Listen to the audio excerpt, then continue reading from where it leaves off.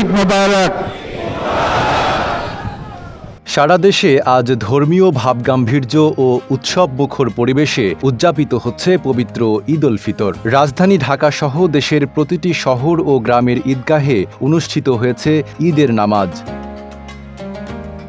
রাজধানীর হাইকোর্ট সংলগ্ন জাতীয় ঈদগাহে অনুষ্ঠিত হয় দেশের প্রধান ঈদ জামাত। এতে প্রধান উপদেষ্টা doctor Mohammad Yunus, supreme court ও হাইকোর্ট বিভাগের বিচারপতি, রাজনৈতিক নেতা, সরকারের ঊর্ধ্বতন কর্মকর্তা এবং বিভিন্ন শ্রেণী পেশার প্রায় লাখো মুসল্লি অংশ নেন। নামাজ শেষে প্রধান উপদেষ্টা সবার সঙ্গে ঈদের শুভেচ্ছা বিনিময় করেন। এই নৈকট্য এবং এই ঐক্য জাতির জন্য যেন স্থায়ী হয়, আমরা যেন একটা ঐক্যবদ্ধ জাতি হিসেবে সামনে এগিয়ে যেতে পারি। দিনাজপুরের ঐতিহাসিক গড়ে শহীদ বড় ময়দানে দেশের সবচেয়ে বড় ঈদ জামাত অনুষ্ঠিত হয়েছে। সকাল ৯টায় শুরু হওয়া এ জামাতে লাখো মুসল্লি অংশ নেন। দিনাজপুর সদর উপজেলা ছাড়াও আশপাশের জেলা থেকে বিপুল সংখ্যক মুসল্লি অংশ নেন। জামাতে ইমামতি করেন মোহাম্মদ মাহফুজুর রহমান। দেশ জুড়ে তোলপা ওয়ালটন ফ্রিজ কিনে আপনিও হয়ে যেতে পারেন মিলেনিয়ার। প্রতি বছরের মতো এবারও লাখো মুসল্লির অংশগ্রহণে শোলাকিয়ায় ঈদের জামাত অনুষ্ঠিত হয়েছে। সকাল 10টায় শোলাকিয়ায় ১৯৮তম ঈদ উল ফিতরের জামাতে ইমামতি করেন শহরের বড়বাজার মসজিদের খতিব মুফতি আবুল খায়ের মোহাম্মদ সাইফুল্লাহ।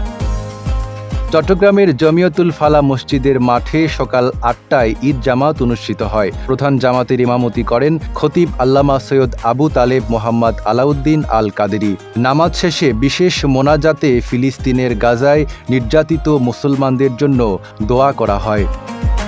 খুলনায় সার্কিট হাউস ময়দানে সকাল ৮টায় ঈদের প্রধান জামাত অনুষ্ঠিত হয়। এতে ইমামতি করেন জেলা ইমাম পরিষদের সভাপতি মাওলানা মোহাম্মদ সালেহ।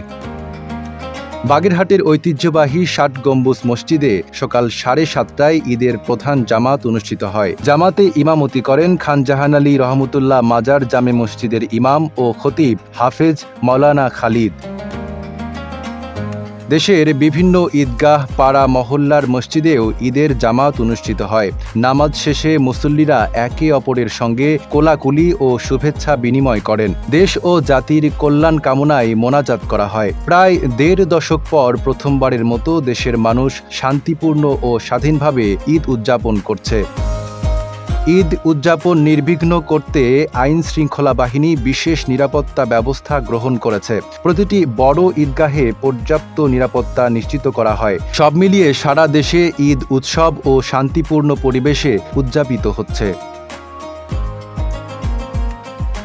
নাইম আরাবী, ঢাকা পোস্ট।